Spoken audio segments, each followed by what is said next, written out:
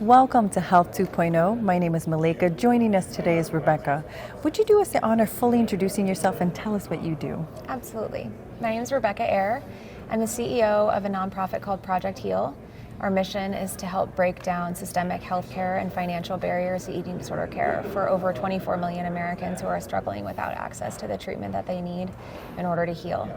Our vision is that everyone would have the resources and opportunities they need to heal, and so we provide direct services, including free treatment placements, cash assistance, insurance navigation support, and recently we just launched our 4th program of free clinical assessments. So anyone in the United States, regardless of financial status, insurance, identity, can get compassionate, culturally competent, and free eating disorder diagnosis and treatment recommendations. This is fantastic, and it is tremendously needed. I just want to celebrate you and your team for everything that you're doing. That's cool. Tell us a little bit how this journey began for you. Well, actually, eating disorders run in my family. So a number of my family members have struggled, and I found my way into clinical work as a therapist, and kind of by accident started treating people with eating disorders. At first, I didn't want to, actually, because I was worried it would be too activating for me. And then once I started working with people with eating disorders, I found that I had an incredible intuitive understanding of them because I grew up with them around me. But I also found that it was extremely healing for me to help people heal from this thing that had, really hurt people that I loved. And so once I realized that healing from an eating disorder was possible, I started to learn how many people aren't able to access the care that they need. So there are 30 million people in the United States who will be diagnosed with an eating disorder in their lifetime, which is 1 in 10 people. We also know that a lot of people can't access diagnosis, and so that number is actually low. But of those 30 million people, between 80 and 90% of people never access treatment. They never receive treatment. And so, unfortunately, one of the consequences of that is that eating disorders are the second most fatal mental illness. So one person dies every 52 minutes in the United States as a result of their eating disorder. And so the fact that so many people aren't accessing care and it's costing their lives and it's so common, and I just became extremely passionate about trying to bridge the gap and help people access care so that they have a shot at the life that they deserve. And it's just a really complicated public health problem to solve. I mean, this is about prevention, it's affecting people across demographics, it's about food, which we can't be abstinent from. There's so traditional 12-step or abstinence models for some other kind of common mental health conditions don't work, and so it's really tricky. It's also very expensive to treat. It takes a long time to heal. This is not an acute illness as much as it is a chronic illness, but insurance covers it as though it's a short-term emergency. So many people are having even their very good insurance plans cutting off their care prematurely, and then they end up struggling for years, sometimes decades. And it's something that keeps me up at night. So I feel so privileged that I get to be at the forefront of the only nonprofit in the country that's helping people access the care that they deserve.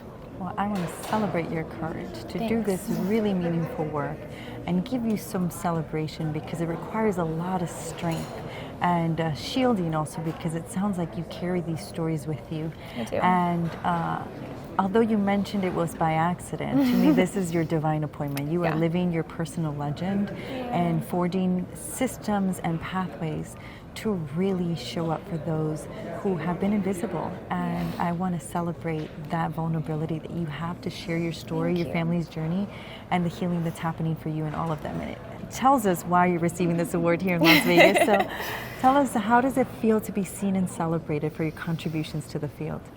It feels extremely uncomfortable. I am a natural leader. I always have ended up in leadership positions, but I feel extremely uncomfortable being the face of the organization that I run, mostly because I in many ways fit the stereotype of who has an eating disorder, right? I'm a thin, cisgender white woman, and that's who most people think of when they picture eating disorders. And my passion is trying to change the narrative and help people understand how many men and transgender people and people of color and older adults and people in higher weight bodies are actually disproportionately affected by eating disorders. And so I honestly feel extremely uncomfortable being in the spotlight because I think I'm not doing any favors to the people who I want to serve by being visible.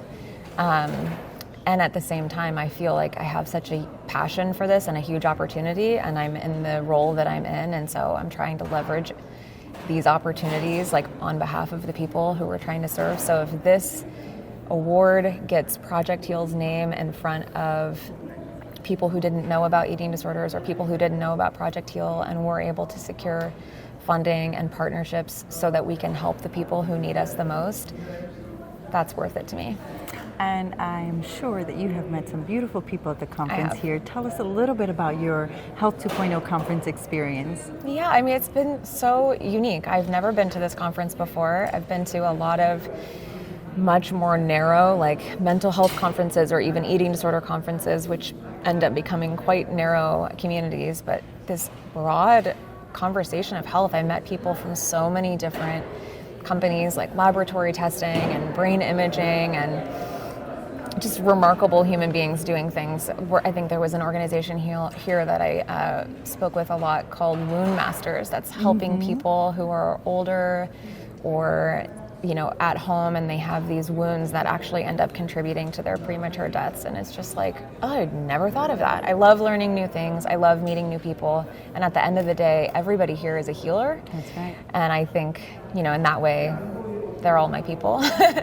And so it's been really beautiful. And it's very important to me that eating disorders have a place in conversations about health, because they very often get sidelined both by mental health practitioners and by health providers, because they're kind of like nutritionists. They're like, for psychology people, that they're like, that's too medically complicated for me, and for doctors they're like, that's a psychological illness, and they really fall through the cracks between the two systems. And the fact is that they're both.